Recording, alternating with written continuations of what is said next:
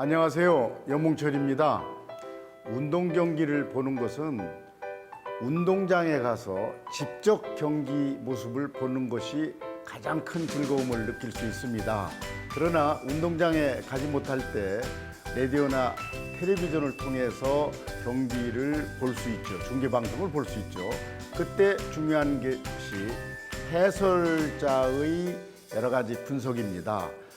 그래서 운동장에서는 느끼지 못했던 경기 흐름을 중계 방송을 통해서 더 느낄 수도 있어요. 그런데 요즘은 운동장에서 직접 경기를 보면서 리시버로 야구 해설을 듣는 분들이 많이 늘어나 있습니다. 이것은 아주 가장 좋은 운동 경기 관람 방법이라고 생각합니다. 오늘은 시청자들한테 많은 인기를 누리고 있는 프로야구 해설자 한 분을 모시겠습니다. 만나보시죠.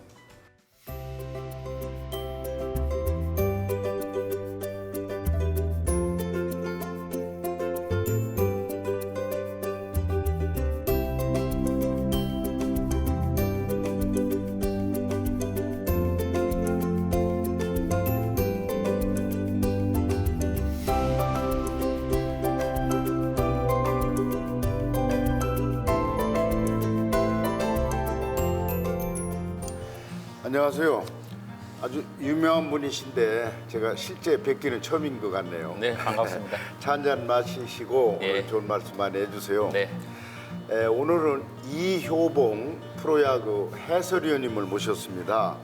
이 의원님은 대전고등학교 고려대학을 졸업하시고 89년에 빙그레 이글스에 입단하시고 KBO 선수로 활약하시다가 야구 기자도 하시고 지금은 프로야구 해설위원으로 일하고 계십니다. 아마 야구에 대해서는 이론, 실제 또 뭐 평론 뭐 이런 것까지 두루 거치신 많이 아시는 분이라고 이렇게 생각이 됩니다. 오늘 이 의원님을 통해서 야구에 대해서 궁금증이 있으면 모두 좀 푸는 시간이 되었으면 좋겠습니다. 우선 저 시청자들에게 인사 한 말씀 해주시죠. 네. 안녕하세요. 이번에 프로야구 중계를 통해서 이 CNB 시청자 여러분들과 한 가족이 된 프로야구 해설위원 이효봉입니다. 반갑습니다. 예, 감사합니다. 우선 좀 부드럽게 시작하죠. 그 야구 기원이 네, 저는 이렇게 자료로 문헌으로 보니까 13세기 영국에서 시작되었다 그런 말도 있고 아니다 1800년대 미국에서 제일 먼저 창안하였다 그런 얘기도 있는데 어느 말이 맞아요? 사실 저도 그 네. 교수님 그 첫 질문이 야구의 기원이다 보니까 제가 이제까지 정말 야구가 미국에서 시작했나 영국에서 시작했나 저도 그 질문을 받고 이제까지 제가 한 번도 생각해 보지 않았던 그 내용이었기 때문에 찾아봤어요. 예. 그런데 교수님 말씀대로 아마 시작은 영국이었던 것 같아요. 예. 그 영국에서 시작이 돼서 그게 미국으로 건너가게 되고 미국에서 큰 발전을 이루지 않았나 생각을 하고 베이스볼이라는 단어가 영국에서 이미 나왔다고 저도 알고 있습니다. 예, 그러시군요. 네. 우리나라는 언제부터 시작됐어요? 우리나라는 그 1904년에 질레트 선교사가 YMC에 보급한 게 처음이다라고 알려져 있는데 또 1800년대 후반, 90년대 후반에 인천에서 야구를 했다라는 이야기도 있습니다. 예, 그렇군요. 그러니까 우리나라에는 1900년대 초반에 네. 들어온 것은 사실이고 공식 대회는 1920년에 조선인 야구 대회가 있었다 이렇게 알려졌어요. 그러니까 근데 어때요?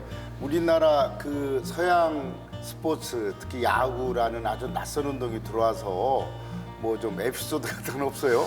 글쎄요, 뭐 100년 전 그 당시에는 야구 공이나 야구 배트가 굉장히 귀할 때였거든요. 예. 그래서 처음 야구가 우리나라에 들어왔을 때는 그 공이나 배트가 많지 않았기 때문에 그 새끼로 공을 만들고 예. 또 일반 나무 막대기를 방망이 삼아서 야구를 예. 많이 했던 것 같아요.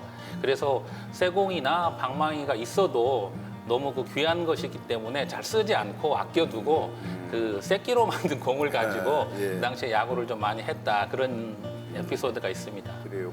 축구 뭐 저희들 때 옛날은 아니어도 저희들 어렸을 때도 축구도 그 새끼줄로 이렇게 둥그렇게 네. 말아서 맞습니다.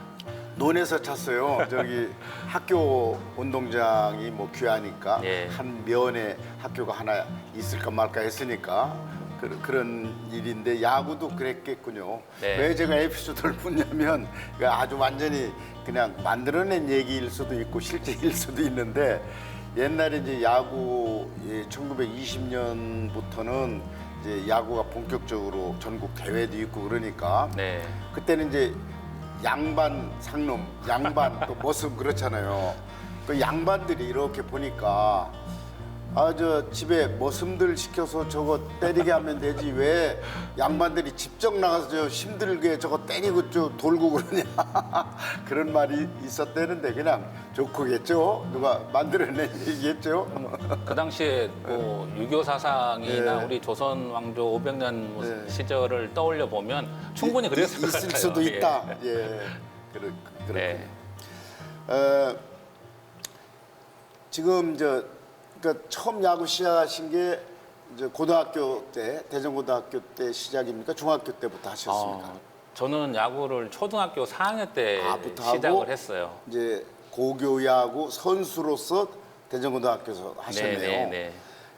그러면 그때는 지금 프로야구가 뭐 없었고 지금 프로야구에는 못 미치지만 성인 야구보다도 고교 야구가 대단히 인기 있을 때죠. 맞습니다. 그래서 고교 야구의 명문 학교들도 많이 나왔는데 이상하게 상고들이 많이 잘했어요. 네. 대구 상고, 부산 상고, 군산 상고도 있고. 네. 군산 상고. 예. 그런데 어때요? 대전에서 나시진 않았던데 대전에서 고등학교를 다니시면서 야구 선수가 된 연유가 있으세요? 조금 제가 대전까지 오게 된 데는 좀 약간의 사연도 있거든요. 예, 그러세요. 좀 사실 저희 아버님이 예. 그 MBC 아나운서셨어요. 아, 그러셨구나. 예, 그래서 예. 그 직장 이동이 좀 많았던 걸로 제가 어렸을 때 기억을 하거든요. 예. 그래서 제 출생지는 사실 부산이에요. 예. 근데 부산에 있다가 아버님 따라서 전주로 갔다가 예. 초등학교는 또 광주에서 초등학교 입학을 하고 그러다가 이제 경북 안동으로 또 이사를 가게 됐는데 안동에서 초등학교 4학년 때 우연히 그냥 재미 삼아서 학교에 야구부가 있어서 안동 중앙초등학교에서 처음 야구를 시작을 하게 됐는데요. 그 안동 중앙초등학교에서 야구를 하다가 대구의 그 소년체전 때문에 예. 게임을 하러 갔다가 그 대구에 있는 그 옥산 초등학교라고 그 학교와 게임을 했는데 그냥 대패를 했죠. 뭐 예. 실력이 상대가 안 되더라고요. 그리고 이제 그때가 5학년 말이었는데 집에 와 있는데 아버지가 저를 부르시더라고요. 잠깐 그 학교로 좀 와야 되겠다 해서 그때 중앙초등학교를 갔는데 그 대구 옥산 초등학교 야구부 감독님하고 그 학교의 선생님이 오셨더라고요. 예. 제가 야구를 좀 하는 것 같다. 예. 그래서 자기 대구로 좀 데려가고 스카우트하고 싶다. 그러셨군요. 예, 그래서 그 집안에서는 뭐 말도 안 된다 다 반대를 했는데 아버님이 그때 저한테 그렇게 물어보셨어요. 너 대구에 갈래? 그래서 저는 그때 사실 안동도 좋았지만 대구가 더 큰 시장, 큰 큰 도시죠. 도시잖아요. 예. 그래서 아버님이 바라는 게 아버지는 제가 더 대구라는 더 큰 도시에 가서 야구를 했으면 좋겠다. 예. 근데 야구보다는 그 공부를 했으면 좋겠다. 그런 바람으로 여쭤보시는 것 같더라고요. 아버님 뜻이. 그래서 제가 가겠다라고 해서 예. 제가 초등학교 때 대구로 나갔고 그래서 대구에서 초등학교와 중학교를 나왔거든요. 예. 근데 중학교 때 제가 야구를 좀 곧잘 했던 것 같아요. 그래서 중학교를 졸업을 하고 대구 중학교 졸업을 하고 원래는 대구의 경북고등학교나 대구 상고를 갈 계획이었는데 그때 제가 중학교 때 야구를 좀 하니까 그 대전고등학교 아버님과 작은 아버님이 대전고등학교를 나오셨어요. 예, 아버지 모교에 작은 아버지 가셨군요. 모교. 예, 그래서 예. 동창회에서 제가 야구를 좀 하니까 데리고 모교로 와라. 예. 그렇게 그 부탁도 있었던 것 같고 그래서 아버님 따라서 대전고등학교로 오게 된 거죠. 예. 그래서 대전고등학교 이제 본격적으로 예. 고교 야구 붐이 있을 때 선수를 하셨네요. 네. 그때 그 어때요? 그 활동하실 때 유명한 선수들이 있었을 거 아니에요. 지금 우리가 다 아는 선수들이 그 당시에 많죠. 있었어요? 예. 누구예요? 그 뭐 너무나도 유명한 그 선동열 선수가 그때 광주 일고에 그럼 있었고 둘이 비슷한 예, 저랑 연배시네. 예. 원래 입학은 그 같이 했었어요. 예. 예, 그래서 입학은 1학년 때 같이 저는 대전고등학교, 선동열 감독은 광주일고 입학을 했었고 또 유명한 스타 플레이어 중에 한 명이 그 설린상고의 박노준 선수, 예, 박노준 선수라고 그런 있었죠. 선수들과 같이 운동을 했었고 제가 이제 고등학교에서 사실 4년을 제가 다녔었는데 근데 그 문제 때문에 마지막 1년이 좀 아쉬웠지만 어쨌든 그때 참 프로야구 이전에 가장 뜨거웠던 그 고교야구 시절이 아니었나 생각을 합니다. 예, 그렇어요. 그리고 이제 군 생활도 하셨을 네. 때고 저 고려대학 거쳐서 빙그레 이글스 네. 89년이죠. 네. 그럼 지금 30년 전이에요. 맞습니다. 예. 많이 이제 시간이 지났네요. 그때 빙글레 이글스와 지금 한화 이글스 또 그때 한국의 프로야구와 지금 30년 후에 지금의 프로야구를 좀 비교해서 좀 이렇게 한번 설명을 좀 해주시죠. 30년 전에 빙그레 이글스 이제 지금 예. 한화 이글스인데 사실 30년 전에 빙그레 이글스는 정말 그 다이너마이트 타선이라고 불렸어요. 예. 그때 빙그레 이글스는 뭐 한국 시리즈를 88년, 89년에 계속 나갔던 걸로 기억이 되고 있고 예. 공정력만큼은 리그에서 가장 강한 팀이 한화 이글스였거든요. 지금도 한화에 있는 뭐 이정훈 그리고 장종훈 코치 이런 선수들이 그 당시에 프로야구를 대표하는 타자들이었고 빙그레 이글스 팀으로 지금 이제 한화 이글스에 주로 계시죠. 전신, 한영도 감독, 송진우 코치는 그 당시에 프로야구를 또 대표하는 투수들이었고 이제 그때 스타 플레이어들이 지금은 이제 한화 이글스에 이제 코칭 스태프로 들어와 있다는 게 좀 이제 30년 후에 일어난 좀 달라진 점이고 뭐 구장도 굉장히 뭐 좋아졌고 또 팬들도 많아졌고 그 30년 전과 요즘을 비교를 했을 때 제가 좀 가장 크게 느끼는 것 중에 하나는 역시 그 30년 전에는 그 프로야구 중계를 어쩌다 한 번 했어요. 어쩌다 한 번. 그 당시에는 뭐 지상파 3사에서 뭐 토요일이나 일요일 가끔 한 번씩 했는데 요즘은 5개 경기를 매일 공중파에서 전국에 다 중계를 하잖아요. 그렇죠. 그러니까 프로야구 5경기가 모두 중계가 된다는 게 이게 참 달라진 점 중에 하나라고 생각을 하고요. 또 하나는 제가 많이 좀 피부로 느끼는 게 예전에 30년 전에 프로야구 경기장을 보면은 대부분이 남자였어요. 그 당시에는 여성 관중이 그렇게 많지 않았거든요. 대부분의 남성 관중이 그 경기장에 오셨는데 요즘은 거의 여성 관중 수가 반 정도, 거의 50대 50 정도 되는 것 같고 그 가운데서도 그 20대 여성 관중, 또 30대 여성 관중, 이 젊은 층의 여성 관중이 정말 많아졌어요.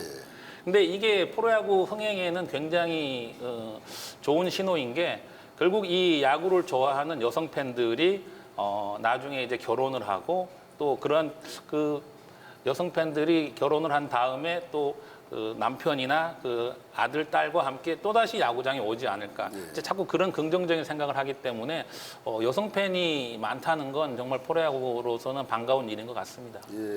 지금 해설을 아주 차분하게 그리고 굉장히 균형 있게. 근데 이제 여기 CNB에서 균형 있게 해설하시면 인기가 별로 없으실 건데 우리가 뭐 편애하는 이제 해설해야 된다 이런 게 시민의 바람인데 어떻든 지금까지는 굉장히 균형 잡힌 해설로 유명하시고 또 분석력이 뛰어나시다 이런 평을 받고 있습니다.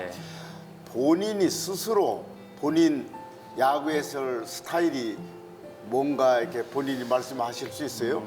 글쎄요, 제가 사실 그 프로야구에 들어와서 제가 한 1년 정도 선수 생활을 했는데 사실 모든 선수들이 프로야구에 입단을 할 때는 어떤 그 스타가 되고자 하는 꿈을 꾸거든요. 근데 그 스타는 아무나 또 될 수 있는 자리는 또 아니잖아요. 근데 그렇다고 해서 조금 실력이 떨어지거나 스타 플레이어가 아닌 선수들이 노력을 등한시하거나 게을리하는 선수는 없다고 저는 생각을 합니다. 왜냐하면 저도 짧은 시간이었지만 정말 잘해보려고 노력도 하고 발버둥도 쳐보고 했는데 그 한계, 제가 가지고 있는 능력의 한계치가 보이더라고요.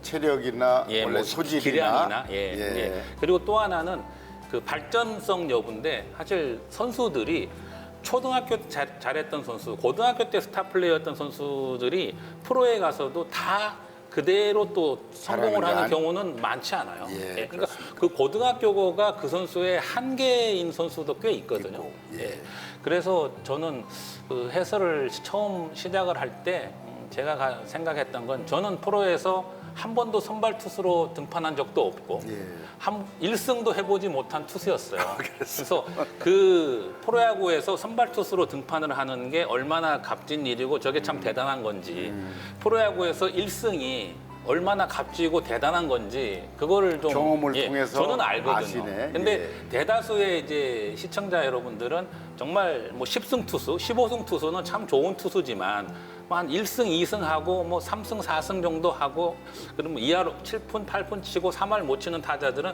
그냥 별 볼 일 없고 그냥 야구를 그다지 잘 못하는 선수라고 이해를 하시는 분들도 있거든요.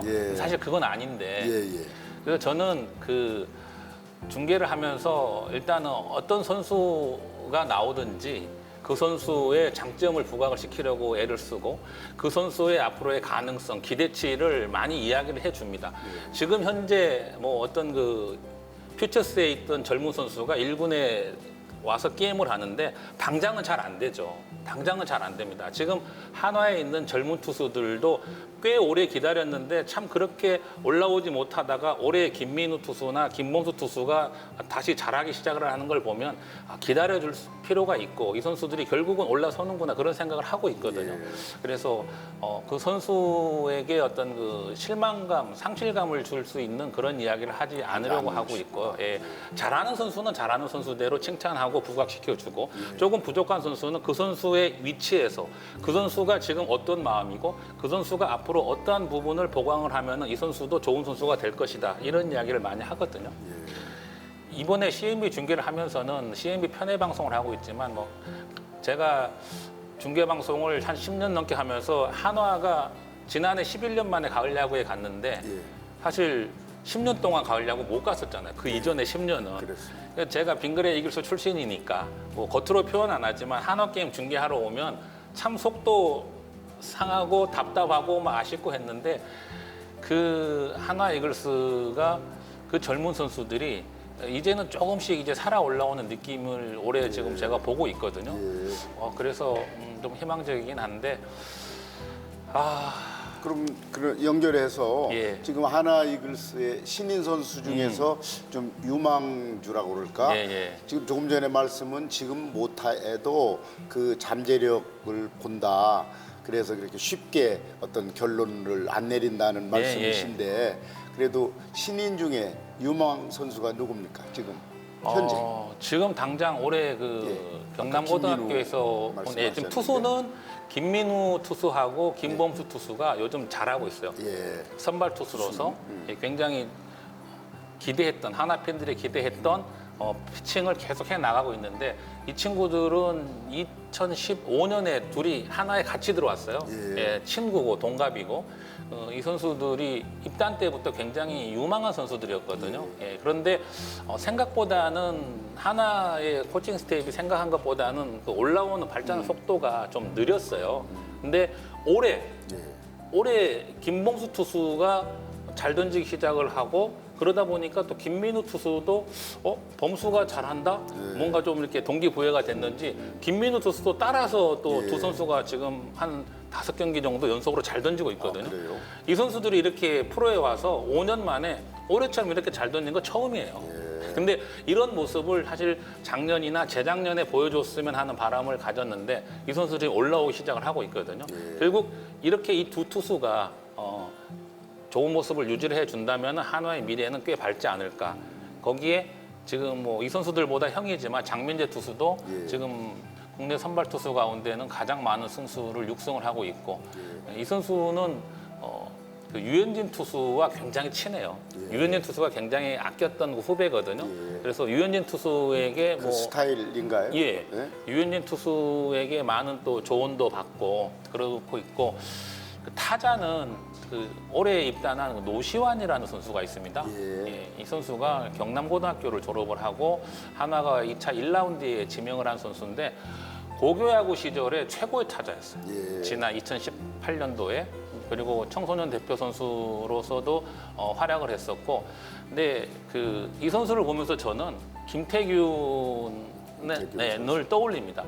그 김태균 선수가 북일고등학교를 졸업을 하고 한화에 들어온 게 2001년이거든요. 예. 19년 됐습니다 벌써. 네, 김태균은 한화를 상징을 하는 타자인데 김태균, 그러니까 장종훈 다음에 김태균, 김태균 다음에 누구 확실하게 안 떨어오는데 그 자리를 채워줄 수 있는 선수가 이 노시환이라고 저는 생각을 하거든요. 그러니까 이 노시환 너무 선수 차이가 많잖아요. 연령 차이가. 연령 차이가 많은데 예. 이게 참 하나로 봐서는 좋지 못한 거죠. 김태균 다음에 노시환이 오기까지 그 틈이 너무 길었다. 길었네. 예, 그 이전에 또 몇 명 나왔어야 되는데, 근데 김태균이나 장종훈은 300홈런을 친 타자들이죠. 말 그대로 프로야구를 대표하는 슈퍼스타들. 그 슈퍼스타의 계보를 이어갈 만한 타자가 저는 이 노시환이라고 생각을 하거든요. 충분히 능력이 있습니다. 예, 그렇기 때문에 타자는 노시환. 그리고 투수 쪽에서는 지금 김범수, 김민우, 예, 이 선수 이 세 명 정도가 올라와 준다면 한화 이글스의 미래는 굉장히 밝지 않을까. 아 그리고 제가 빠뜨리면 안 될 선수가 있네요. 정은원 선수. 정말. 교수님도 아마 아실 것 같은데 한화 이글스에서 그 가장 인기 있는 선수가 지금 정은원 선수입니다. 이 선수가 2000년생이고요. 아직 만 19살이에요. 지난해 입단을 했는데 그 이 선수가 지금 2루수인데 한화의 1번 타자로 활약을 해주고 있거든요. 일단 2년차 선수 치고는 굉장히 잘하고 있습니다. 그러네요. 예.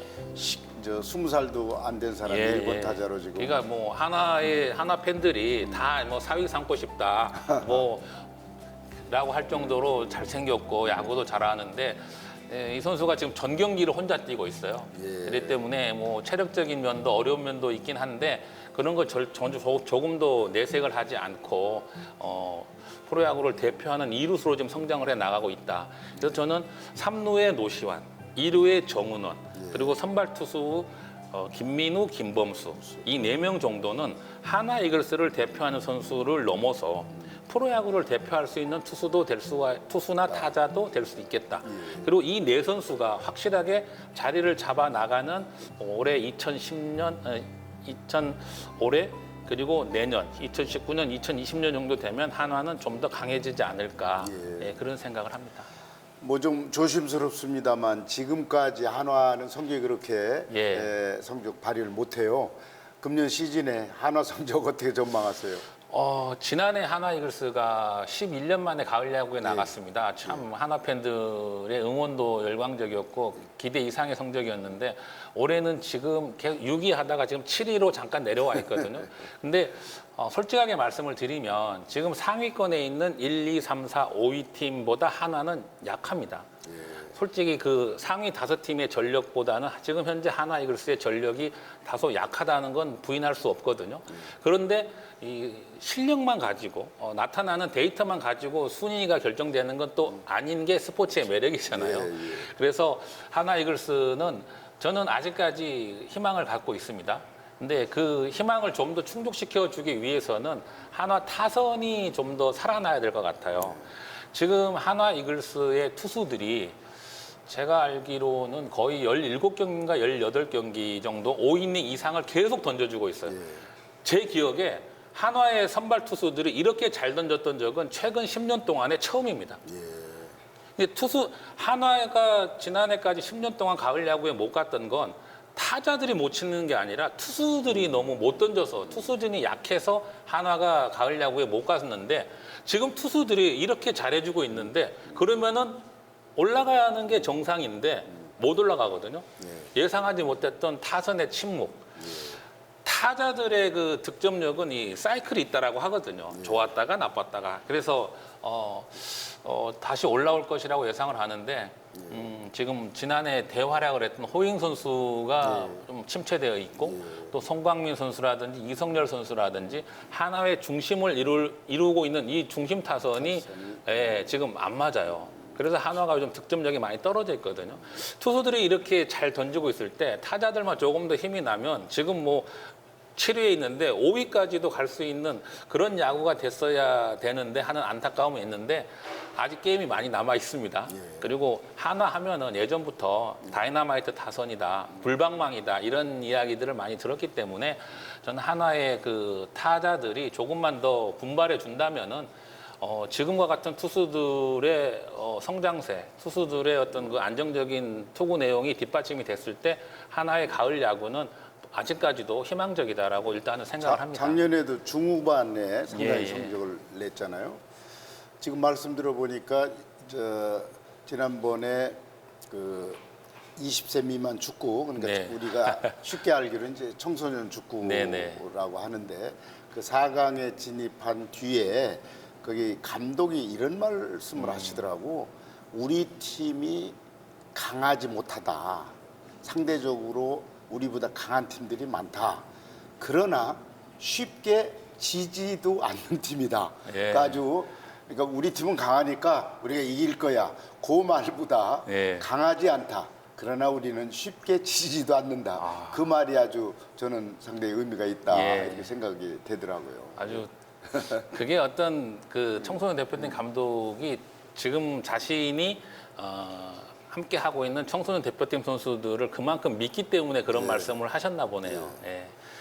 지금 한화하면 지금 유현진 선수인데 사실 유현진 선수가 인천 출신이지만 대전에 뭐 팬이 훨씬 많을 거고 대전 사람 같아요. 네. 제가 이제 시장 때 그분이 LA 다저스로 건너가기 예. 때문에 환송회도 해주고 한 그런 인연이 있습니다. 그런데 어때요? 지금 그 유현진 선수가 최근에 엄청난 성과를 올리고 있잖아요. 네네. 그런데 우선 유현진 선수에 대한 좀 종합적인 평가를 한번 해주시면. 그 유현진 투수는 뭐 야구를 참 잘했던 선수죠. 뭐 초등학교 시절부터 예. 뭐 고등학교 때까지 뭐 굉장히 유명한 선수였고 이제 프로에 와서도 유현진 투수가 잘할 거라고 예상을 했지만 솔직히 그 2006년인가요? 데뷔 첫 해에 다승왕을 하면서 그 MVP까지 될 정도로 신인이 이건 정말 프로야구 역사에 남는 일이었거든요. 그 정도로 잘할 거라고 또 생각을 못 했어요. 근데 제가 유현진 투수를 이야기를 할 때 항상 누구에게도 빼놓지 않고 하는 이야기 중에 하나는 뭐냐면 유현진은 마운드 위에서 가장 영리한 투수다. 유현진은 그리고 지구상에서 가장 예쁜 투구 폼을 가지고 있는 선수다. 이건 뭐냐면 영리하다는 것 또 멘탈이 좋다는 거는 어려울 때 위기를 극복할 수 있는 능력이 뛰어나다는 얘기가 되겠고요. 투구 폼이 예쁘다는 건 부상 위험이 그만큼 적다는 얘기예요. 또 유현진 투수의 장점은 유현진 투수는 그 던지는 구종이 꽤 많습니다. 우리가 뭐 빠른 공, 커브, 슬라이더, 뭐 서클 체인지업이라는 공도 있고요. 그다음에 뭐 컷 패스트볼이라는 공도 있고 이 5가지 공을 유현진 투수가 던지는데 그 5가지의 공을 다 잘 던지는 거예요. 근데 대부분의 투수들이 한두 가지의 구종은 장점이 있지만 나머지 3, 4, 5번의 투구는 조금 뭐 그렇게 위협적이지 않는 경우가 대부분이거든요. 그런데 유현진의 공은 1번부터 5번까지 다 강합니다. 그러니까 타자가 1번부터 5번까지 어떤 공이 들어올지를 모르는 거예요.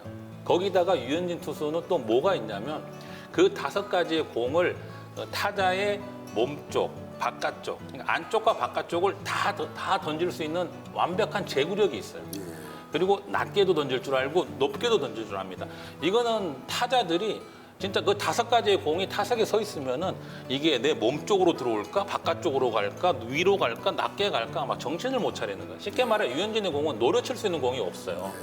거기다가 완벽한 제구가 뒷받침되고 있기 때문에 올해 같은 뛰어난 성적을 내고 있는데 제가 보는 유현진 투수는 한국에 있을 때보다 지금 2배 이상 강해졌습니다. 근데 제가 역시 유현진이 대단하다라고 생각을 하는 건 전 처음에 유현진 투수가 미국으로 메이저리그로 진출한다고 했을 때 현진이는 가면은 무조건 잘할 거다.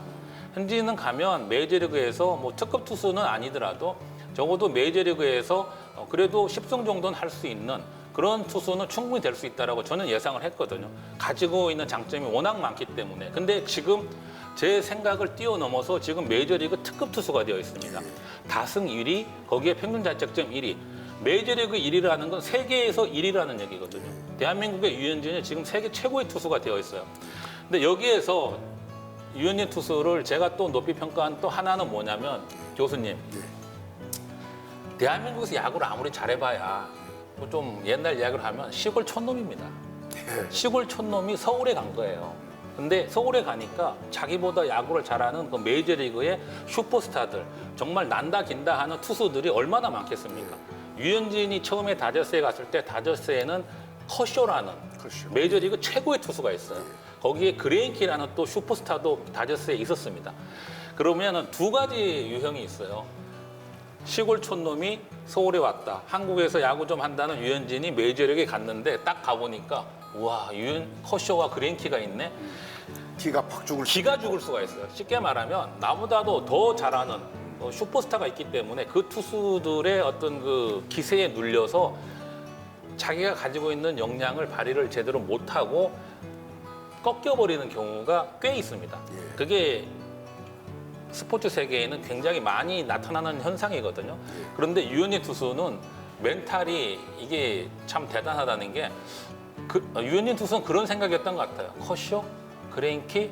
그래, 니네들이 잘 던지는데 나는 대한민국의 유현진이다. 한번 해보자. 붙어보자. 그래서 커쇼가 던지는 그 커브라든지 커쇼의 슬라이드라든지 이런 공을 유현진이 습득을 합니다. 그리고 한국에서도 유현진 투수가 서클 체인지업을 참 잘 던졌는데 요즘 유현진의 서클 체인지업은 한국에 있을 때보다 더 진화한 것 같거든요. 그러니까 그 메이저리그의 최고 투수들의 것을 자기 것으로 만들어버리는 거예요. 기도 죽지 않고. 그러면서 결국은 2019년 지금 현재는 커쇼보다 더 뛰어난 투수 다저스의 에이스가 된 거예요. 야, 이건 단순히 야구를 잘하는 것뿐만 아니라 현진이는 정말 그 근성이나 멘탈적인 면에서도 참 대단한 선수다. 그래서 오래 잘하는 것도 중요하지만 사실 슈퍼스타는 꾸준히 잘하는 게 슈퍼스타잖아요. 근데 유현진의 그 근성이라든지 그 영리함이라든지 유현진이 갖고 있는 그 투구 메카닉이라든지 그런 장점들을 봤을 때 유현진의 전성시대는 당분간 계속되지 않을까. 박찬호 선수를 뛰어넘는 그런 그 동양인 최고의 선수를 유현진이 메이저리그에서 전 기록할 것이라고 정말 이야기를 하고 싶습니다. 그 어떤 자신감, 배짱 있는 선수이고 조금 전에 그 폼이 좋다 했는데 그건 이제 기본기가 갖춰졌기 때문에 그런 사람들은 이제 기량이 향상될 가능성이 있죠. 그렇죠. 아무리 잘해도 폼 자체가 잘못돼 있으면 한계가 있는데 맞습니다. 폼이 좋으니까 타격 폼이나 투구 폼이 좋지 않으면 기복이 생겨요. 그렇겠죠. 좋을 때는 좋은데 한번 슬럼프에 빠지면 빨리 헤어나오기가 어려워져요. 이 투구 폼이나 타격 폼이 좋지 못한 선수들은 그리고 투구 폼과 타격 폼이 좋지 못하면 부상이 자주 옵니다. 그러니까 투구 폼이 좋다라는 건 어떤 그 미션의 성공률도 높아질 뿐만 아니라 발전 가능성도 높다. 그리고 부상 가능성도 적다. 그런 면에서 유현진 투수는 참 대단한 거죠.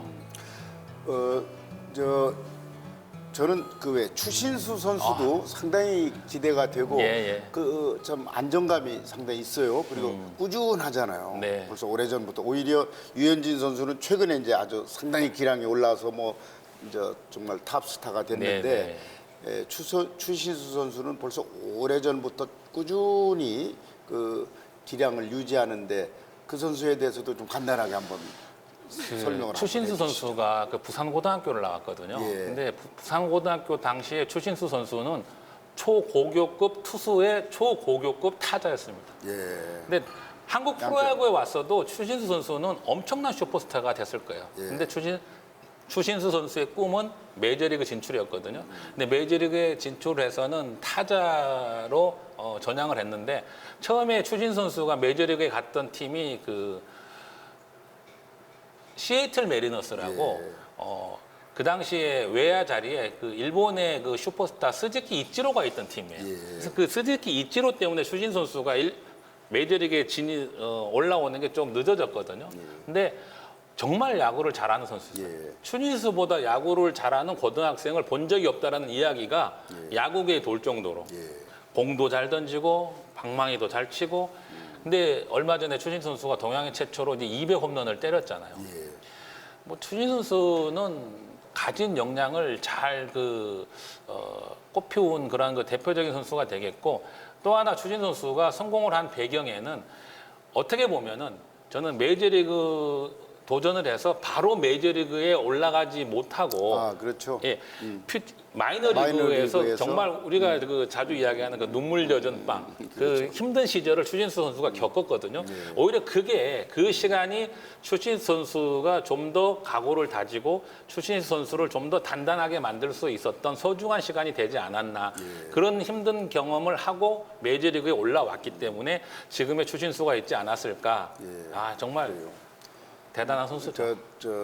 마이너리그에서 어떤 숙련 기간을 거쳐서 네네. 더 단단해졌다 이렇게 볼 수 있겠네요. 가진 기량도 있지만 그 마이너리그 기간에 뭐 국내에서 많은 선수들이 메이저리그를 도전하는데 마이너리그 생활이 참 어렵거든요. 예, 가족들 떠나 있고 뭐 문화 바뀌고 음식도 다르고 참 힘들어요.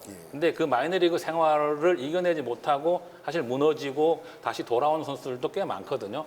어쨌든 추신수 선수는 이겨낸 거죠. 제가 잘 몰라서 예. 또 상당히 관심 있는 게 뭐냐면 요즘 신문에 사구 후 폴더 인사를 한다. 이것이 뭐 잘하는 것이다, 못하는 것, 잘못된 것이다. 또 외국에는 없다, 있다. 뭐 이러는데 이게 뭐가 잘못됐나요? 뭐 인사하면 좋은 거 아닌가요? 저는 뭐 나쁘다고 생각을 하진 않아요. 나쁘거나 잘못됐다고 그 논란에 생각을 대해서 하진 한번 않고요. 좀 말씀 좀 그 해주세요. 사고라는 게 투수가 이제 던진 공이 타자에게 맞는 거잖아요. 예. 아프잖아요. 예. 그러니까 뭐 맞은 사람은 뭐 화가 나죠. 예. 화가 나는데 그 예전에는 그랬어요. 투수 감독들이 맞춘 다음에 사과하지 말라고 했어요. 왜냐하면은 네가 왜 사과를 하느냐. 일부러 맞춘 것도 아닌데. 그리고 네가 상대를 맞춤으로써 상대는 공짜로 한 베이스 나가지 않느냐. 그렇게 이야기를 했었거든요. 근데 이게 그거는 이제 수비하는 입장에서인데 수비하는 팀도 공격을 하잖아요. 상대 투수가 던진 공이 또 맞잖아요. 근데 어차피 같은 입장이라는 같은 조건이다. 거죠. 거기에다가 대한민국은 이 시장이 크지 않기 때문에 다 아는 선배고 후배고 뭐 그래요. 뭐 고등학교 선배, 대학교 선배, 뭐 실업 선배, 뭐 그러다 보니까 맞춘 다음에 후배가 선배한테 그냥 인사하면은 미안합니다 하면 좋지 않겠느냐. 그런 외국은 이야기들이 폴더 인사가 없어요? 외국은 폴더 인사도 없을 뿐더러 제가 봐서는 외국 특히 메이저리그 투수들이 맞춘 다음에 뭐 미안하다는 제스처를 하는 투수들도 사실 저는 별로 없는 걸로 알고 있거든요. 그리고 메이저리그에서는 그 맞은 선수들이 이게 자기 자신을 고의로 상대 투수가 맞춘 거다라고 생각을 하면 바로 뛰어나갑니다. 가서 막 치고받고 하는 거죠. 근데 메이저리그의 그 타자들은 자기가 뭐 이게 투수가 의도적으로 자기 자신을 맞춘 게 아니고 그냥 실수로 자기가 맞은 거다라고 생각을 하면 그냥 그러려니 하고 그냥 투수 보지도 않고 나갑니다. 근데 가끔 보면은 막 우리나라는 막 맞은 막 순간적으로 막 화가 나죠. 후배가 막 선배를 맞추고 그러니까 쳐다보는데 근데 인사 한번 해주고 미안하다고 하면은 별일 아니거든요. 아무 일 안 생기거든요. 그래서 예전부터 프로야구 선수 협의회가 있어요. 맞춘 다음에 서로 사과하자. 선배는 후배한테 미안하다. 손 한번 흔들어줘. 이게 뭐가 어렵냐. 후배는 선배한테 미안합니다. 고의가 아니었습니다. 그걸로 경기장 분위기는 또 이렇게 좋아지는 거거든요. 근데 우리나라 선수들이 그렇게 하니까 외국 선수들이 한국에 와가지고 배우나요? 그러니까 맞춘 다음에 이 선수들이 미국에서는 맞춘 다음에 인사한 적이 없거든요. 근데 한국 선수들을 보니까 미안하다고 하고 일루에 나가는 선배 보고 모자 벗고 인사하고 막 이러거든요. 미안합니다. 이게 배우는 거죠. 그래서 그 미국 선수들도 와서 맞추고 인사를 하는 폴더 인사가 많이 나오는데 저는 뭐 우리나라 야구의 어떤 그 특징이고 그게 좀 좋은 문화라고 생각을 합니다. 그러네요. 뭐 저희 생각도 의도적으로 고의적으로 네. 맞춘 건 아닐지라도 네. 자기가 던진 공, 자기의 행위로 인해서 뭐 약간 뭐 예. 다치든지 그러면 인사하는 게 예. 맞는 것 같은데요. 그게 그 맞은 사람들이 또 왜 화를 내냐면 그 순간에 큰 부상은 아니더라도 사실 부상 한 번 뭐 공 잘못 맞아서 큰 부상 오면은 1년, 2년 쉴 수도 있는 거니까 그렇죠. 예. 그런 아찔한 순간이었다는 거를 타자가 알기 때문에 순간적으로 막 화가 나는 거거든요. 그렇죠. 형 미안합니다. 예. 동생 미안하다. 이제 그게 우리나라 야구의 뭐 좋은 문화라고 봅니다. 예. 그 어느 감독이 그 인성, 야구 선수의 인성을 강조하신 분이 있더라고요. 네, 예, 예. 그래서 뭐 모든 것이 다 인성이 중요한데 그 야구 선수들 중에서 얼마 전까지는 무슨 뭐 음주 운전이라든지 뭐 아주 일부지만 뭐 성폭행이라든지 이런 것들 때문에 문제가 있는데 요즘은 뭐 조용하더라고요. 그래서 그런 인성 문제라든지 또 뭐 팬 서비스랄까 팬에 대한 특히 유명 선수들의 네. 자세라든지 그런 문제에 대해서 좀 한 말씀 해주시죠.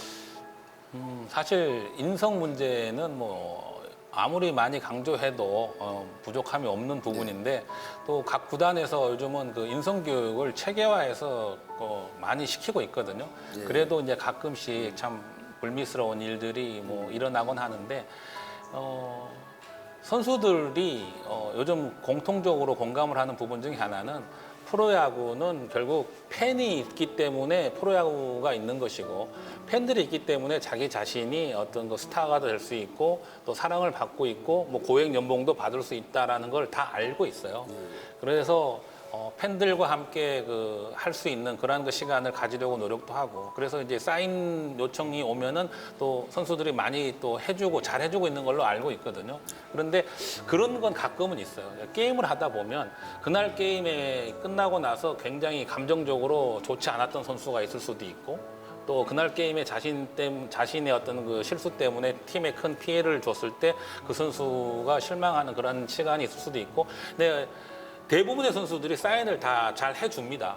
잘 해주는데 정말 가끔 어떤 선수들이 이동을 급하게 해야 된다든지 아니면 정말 감정적으로 굉장히 기분이 나쁜 개인적으로 그런 상황일 때 팬 사인 요청이 왔을 때 아주 쉽게 해주기 어려운 그런 그 부분도 있거든요. 그런 것 때문에 가끔은 또 거절하는 면도 있는데 중요한 건 이제 그런 것들조차도 선수들이 감내를 하면서 팬들과에게 정말 거절을 하더라도 죄송합니다. 제가 지금은 뭐 감정이 좋지 않아서 다음에 꼭 사인을 해드리겠습니다. 그런 그 멘트를 해주면은 또 요청을 하다가 팬 사인을 거절 당하더라도 팬들 입장에서는 그렇게 기분이 나쁘진 않거든요.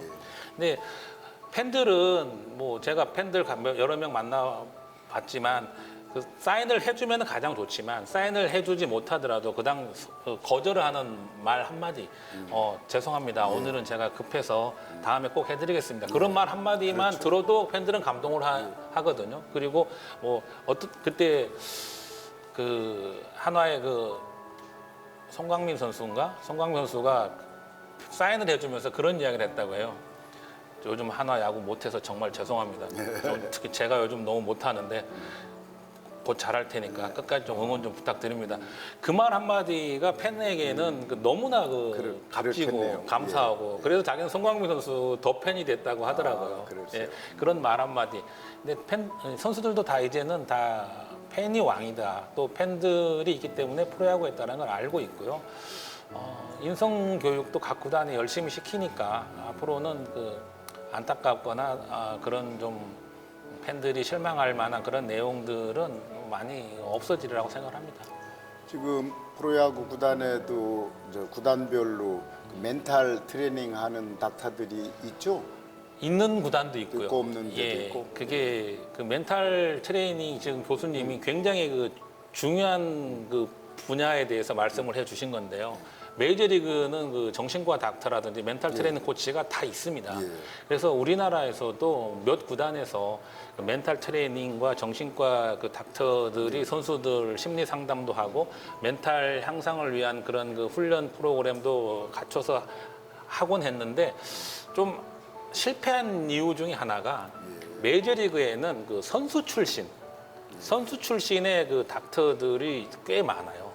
근데 우리나라는 그 멘탈을 담당을 했던 그 코치나 그 정신과 그 의사들이 선수 출신의 닥터들이 없기 때문에 그 쉽게 말하면 일반적인 상담은 가능한데 이론은 알지만 그러니까 이 네. 플레이 안으로 들어가서 예. 그 플레이 상황에서 오는 그러한 그 디테일한 면을 같이 닥터들이 이 멘탈 트레이닝 코치들이 그 컨트롤해 줄 수 있는 그러한 부분이 조금 떨어지기 때문에 그게 선수들에게는 확실하게 좀 자리매김을 못하는 것 같은데, 근데 그 지금 교수님이 멘탈 트레이닝 이 분야는 어떻게 됐든 간에 국내 프로야구가 발전을 하는데 앞으로 꼭 필요한 위치다. 그래서 저는 그 우리나라 선수들이 은퇴를 한 이후에 뭐 선수들이 은퇴한 이후에 가장 좋은 거는 코치나 감독하는 거거든요. 같은 구단 안에서 활동을 하고 또 뭐 저같이 뭐 해설을 하는 사람도 있겠는데 한번 노려본다면은 선수 출신이 은퇴한 이후에 외국어 공부가 좀 되고 한다면은 멘탈 트레이닝 코치로도 들어가서 한번 하면은 참 좋지 않을까. 뭐 지금 말씀대로 뭐 일리가 있습니다만 좀 필요하다. 네. 왜냐하면 모든 운동이 그 심리적인 것이 많잖아요. 굉장히 큽니다. 더군다나 수만의 관중 앞에서 쓴다는 것이 예. 그런 것을 위해서 멘탈 트레이닝이 필요하다. 뭐 그런 생각도 하는데 이제 그 뭐 저 각 구단에서 평소에 그런 걸 연구를 많이 하실 거고 필요성에 대해서는 그분들이 더 인식을 할 거니까 제가 얘기하는 건 뭐 그렇게 주제 넘습니다. 마지막으로 지금 야구 해설을 하시려면 특히 야구에 대한 이론 뭐 이런 거 기술에 대한 분석 뭐 이런 것도 있겠지만 세계적인 프로야구의 동향이라든지 또 전국에 많은 그 선수들이 있는데 선수 개개인에 대한 파악까지도 해야 될 굉장히 어려운 일이신 것 같아요. 물론 뭐 하나만 하더라도 하나 선수 전체의 개개인의 뭐 성격이나 그 운동 스타일에 대한 분석이 있어야 이게 잘 하실 수 있잖아요. 네네. 그런 것 때문에 준비하고 공부하시는 게 많겠어요.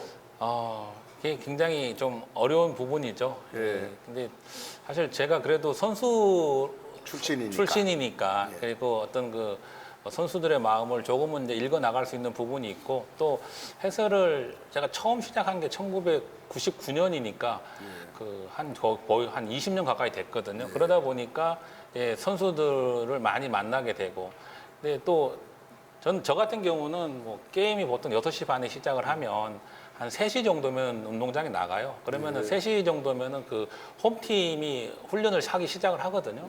그렇게 되면은 그 훈련을 할 때 그 대부분의 선수들과 뭐 짧지만 계속 이렇게 인터뷰를 합니다. 뭐 어제는 어땠니? 오늘은 어땠니? 뭐 요즘 어떠냐? 그리고 또 하나 그 잘 모르는 그 젊은 선수들, 신인 선수들이 오면 제가 먼저 가서 나 해설위원 누구다 하고 반갑다라고 악수하고 요즘 그 선수에 대한 어떤 그 이야기를 이렇게 서로 주고받으면서 그런 시간도 많이 갖고 뭐 데이터는 요즘 그래도 여기저기 또 사이트에도 잘 비축이 되어 있으니까 그걸 활용을 하기도 하는데 일단은 선수를 알아야 해설할 수 있는 것 같아요. 그러니까 단순히 이 선수가 지금 잘 치는데 그럼 잘 치면은 왜 잘 치는지를 알아야 되고 이 선수가 지금 잘 못 친다고 하면은 그럼 요즘 왜 못 치고 있는지도 알아야 되고 그리고 이 선수가 지금 잘 치는 이유 어떤 훈련을 해서 잘 치고 이 선수는 어떤 일 때문에 못 치는지 투수는 왜 잘 던질 수가 있고 왜 또 좀 잘 안 되는지 이제 그런 걸 알아야 되기 때문에 게임은 한 3시간 정도 하는데 제 생각에 그 게임을 3시간짜리 게임을 준비하기 위해서는 그 3시간 이상의 또 준비 시간도 필요하다고 생각을 합니다. 그러세요. 아무튼 오늘 좋은 말씀 많이 해주셨는데 어때요? 지금 뭐 야구든지 또 야구 이외든지 앞으로 무슨 계획이 있으세요? 무슨 일을 하시고 싶다 그런 일이 있으면 좀 시청자들에게 한번 말씀해 주시죠. 뭐 우선 바람은 제가 올해 이제까지 한 번도 해보지 않은 편의 중계를 CNB에 와서 지금 하기 시작을 했잖아요. 근데 우선은 재밌어요. 우선은 좀 뭐 한화 위주로 어쨌든 중계를 많이 근데 이야기를 많이 자존심 하는데. 상하는 것도 있을 거 아니에요? 아니 뭐 그런 건 없습니다. 왜냐면은 CNB 잘못해도 방송에 잘한다고 얘기하는 거지. CNB 방송에서 이제 바라는 게 중계 방향이 제가 이제 따라가야 하는 거고, 또 제가 어떤 위치에서든지 제가 그 위치에서 할 수 있는 일을 하는 게 이제 맞는 거기 때문에 일단 이 CNB 방송이 어떤 저한테는 뭐 처음이지만 굉장히 메리트가 있다고 생각을 하고, 마지막까지 중계를 하면서 결국 어쨌든 마지막에 한화가 작년에 이어서 또 가을 야구 하는 꿈을 한번 꾸면서 재밌게 해보는 게 우선 지금 가장 큰 제 이제 바람이고, 또 그 다음은 계속 해왔던 하고 이제 준비를 하고 생각을 하는 건데, 그 고등학생들이나 중학생들, 초등학생들이 접할 수 있는 어떤 그 야구 서적이라든지 그래서 기본기를 강조할 수 있는 그런 보완서, 또 요즘은 또 이제 미디어가 활성화되어 있기 때문에 이게 동영상 같은 거를 이제 저희가 제작을 해서 선수들이 책으로 보는 것과 직접 동영상 제작을 해서 눈으로 보면서 그 아마추어 선수들이 기술을 습득을 할 수 있는 그런 그 방법을 계속 좀 찾고 있고 좀 해보려고 하거든요. 전술 활동. 네, 그래서 마지막이지만 좀 이야기가 좀 긴데, 제가 프로에 와서 중계를 하다 보니까 가장 안타까울 때가 저 선수는 정말 좋은 제목인데 기본기가 조금 잘 갖춰져 있지 못하다. 정말 기본기만 잘 갖춰져 있었다면 프로 코치들이 하는 이야기도 그냥 흰 백지에서 왔으면 정말 좋았을 텐데. 근데 참 유능한 선수가 될 수 있는데 기본기를 잘못 익혀서 타격 폼이 조금 나빠서, 투구 폼이 조금 나빠서 참 실패하고 아쉽게 일찍 물러나는 선수들이 있거든요. 근데 그런 선수가 나오지 않게 아마추어에서 정말 좋은 기본기를 가지고 프로에 올 수 있게, 그런 부분에 좀 제가 도움을 줄 수 있는 길이 있다면 찾아보려고 합니다. 아이고, 꼭 필요하겠습니다. 예, 장시간 감사합니다. 네, 예. 감사합니다. 예.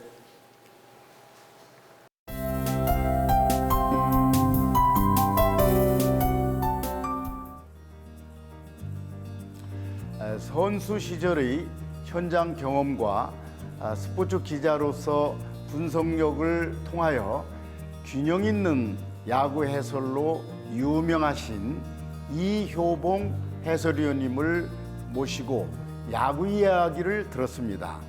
앞으로 이효봉 해설위원님으로부터 편의 해설을 즐겁게 감상할 수 있겠습니다. 다음 이 시간에도 차 한잔과 함께 진솔한 대화를 나눠보도록 하겠습니다. 저와 함께 차 한잔 어떠세요?